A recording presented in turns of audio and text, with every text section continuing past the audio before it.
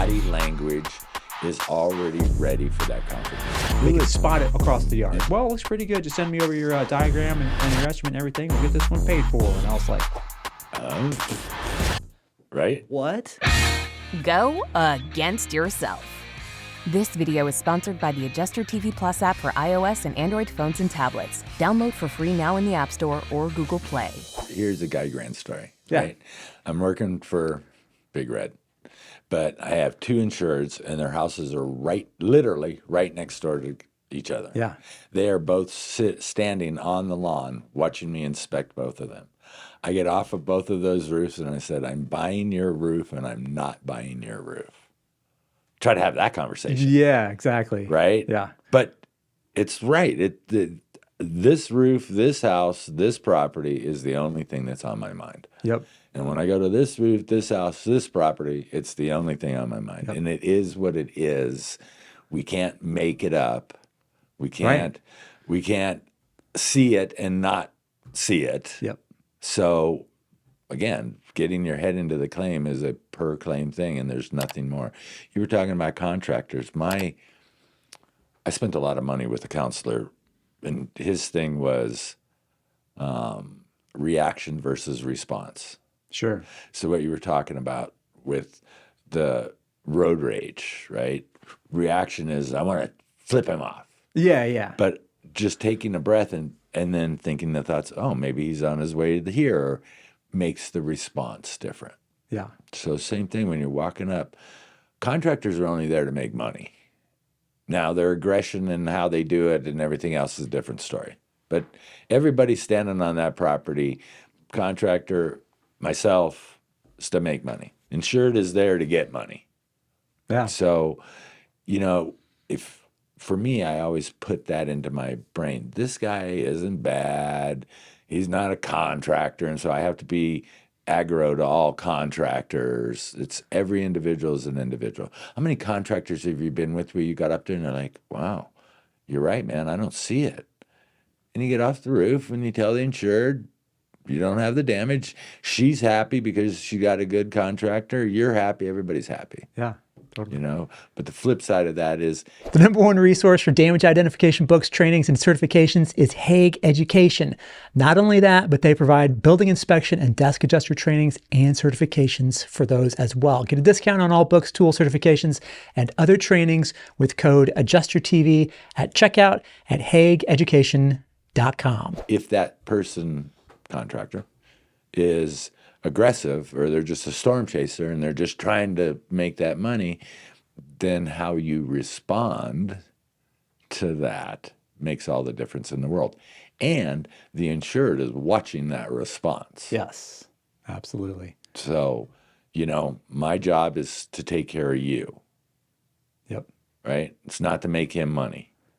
Yeah. It's not even to make me money. Right. So I'm telling you what I see based on verifiable facts. Yes. He's going to tell you what he sees based upon what he wants.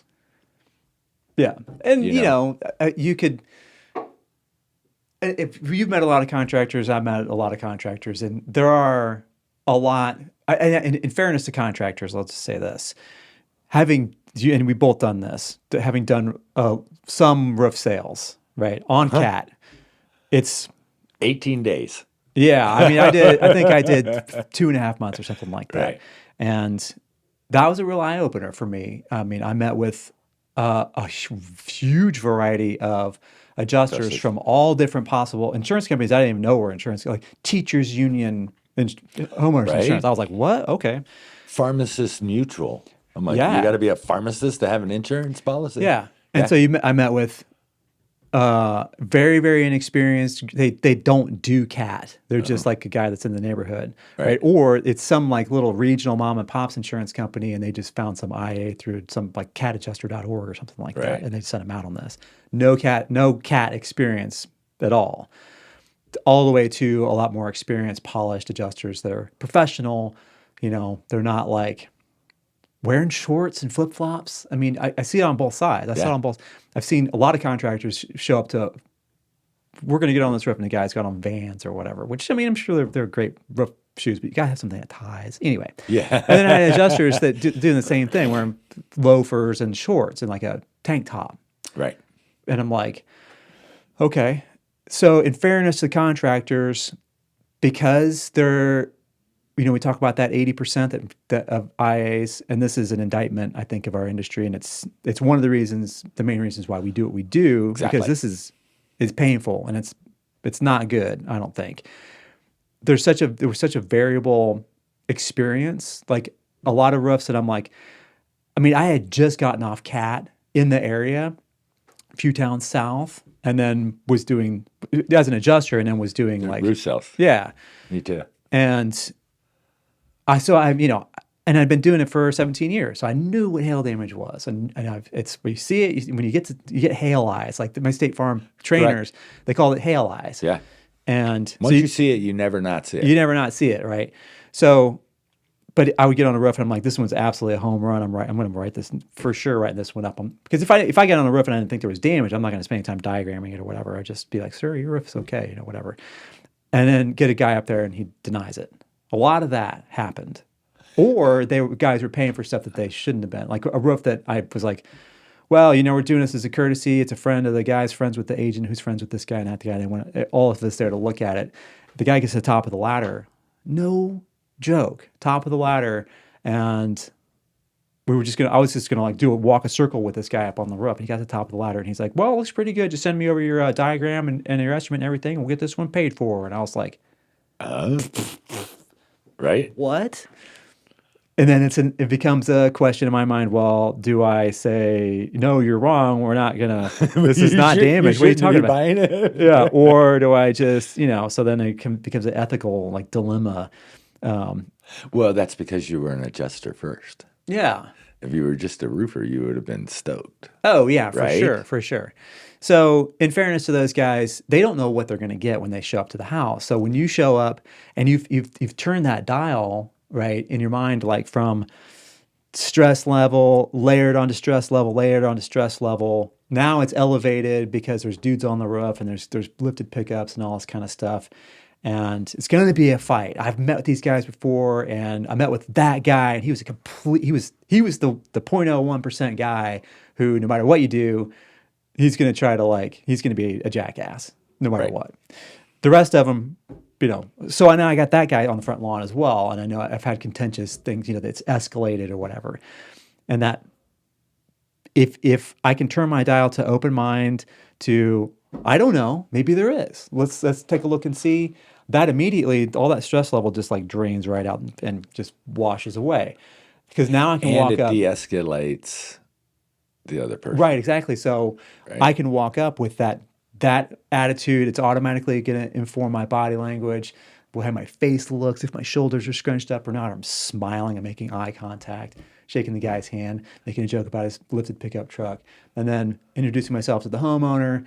Hey, we're going to take a look at your house and see what we can do to help you guys out, Yeah. And then I'm not going to go into a big long thing about it. We're going to head up there and take a look at it. And if it's there, it's there. If it's not, you get those guys are trained to be, to lean on you and to try to push you. You say they're not going to let you get away with the first no kind of thing, whatever it is, right? So I cut that all off by saying, I really want to pay for this roof. There's not really anything. I'm not seeing anything here that I can take a picture of even to back up like totaling this roof out. And before he can start in on his like, well, how can you say blah blah blah? It's, have you guys been over to Elk Ridge? And I pull my phone up and I start like pulling the map up on my phone. I'm like, listen, dude, I've been over. It's 2 miles that way. I haven't seen any roofer signs, and I'm totaling every roof I get on over there. There's like 50 roofers over there already. Well, from that morning to the afternoon, sure, that could have happened, right? And no, where's that Elk Ridge? We drove by there, and we didn't think there was. And I'm like, well, there is. So I think you're going to have a lot more luck instead of wasting a bunch of time standing up here with me. We're up here for 45 minutes looking at this roof. If we were on a roof over there, we went off of it in 7 minutes. Right. And you'd have a check in your hand. Well, again, because this is going to your audience of newer adjusters and stuff like that, I think when people get into the business, there's a fear of confrontation. Yeah. We always fear Sure. with our wives or whatever, Yeah, family, natural. whatever. We always fear confrontation. And a new adjuster, especially when they talk to their cousin Billy Bob or this other adjuster, and they're like, "Yeah, I hate adjusters. I don't even let those guys get on I the don't- roof." Yeah, and they never use my ladder. They never Right. touch nothing. I'll never do it." And they have this attitude going into that. You walk up and your body, you just said it, your body language is already ready for that confrontation. Yeah. And They can spot it across the yard. and a new adjuster who's never even experienced any of those things is afraid of what might happen. Yeah. So they walk. Like, "Oh, Because they God." don't even God. know what they're going to say if when they say or they disagree or argue, right? First thing I don't even know what Riffer's to going do. to say is, "How long you been doing this?" Yeah. And if you're like, "Oh, about a year," or, especially if you go, "I just started." claim. Yeah, they've got you. Yeah. Right? Then they're going to tell you all kinds of different stuff, and you're going to end up buying things that you don't need to buy because you don't want the confrontation. Yeah. Oh yeah. And that And happens a that lot. is a problem. Yeah. So, again, I'm going to meet this contractor. It's all good. He's only here to make money. I'm only here to make money. I'm here to take care of the homeowner. Yep. And you go up there, you can have that conversation.